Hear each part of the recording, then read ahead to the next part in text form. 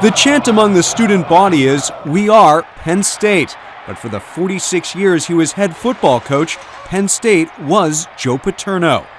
A native of Brooklyn, New York, and a graduate of Brown University, Paterno followed his college coach to Penn State as an assistant, disappointing his father, who thought he would use his Ivy League education to study law. But after 16 years as an assistant, he took over as head coach and built the university into a powerhouse on the gridiron. In 1982, he won his elusive first national title, and 4 years later, he repeated that feat. His teams would also have 5 undefeated seasons, and Paterno would earn more bowl appearances and bowl wins than any other coach in history. He was a 5-time National Coach of the Year, and in 2007 was inducted into the College Football Hall of Fame. More than 350 of his players signed NFL contracts, many of them fiercely loyal to their college coach.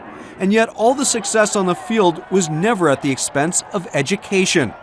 Graduation rates for Penn State football players annually ranked among the highest of any college football program. In 2011, the man affectionately known as Joe Pa became the winningest coach in NCAA Division I history. But that 409th win would be his last.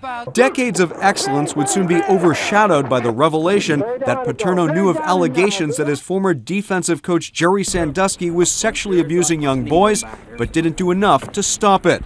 Less than a week later, in November of 2011, the living legend was abruptly fired. Joe Paterno is no longer the head football coach, effective immediately.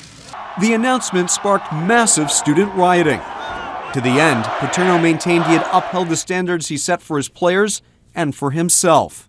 I've had a wonderful experience at Penn State. I don't want to walk away from this thing bitter. His accomplishments are undeniable, but only time will tell to what extent Joe Paterno's legacy will be stained by the scandal that consumed the final months of his life.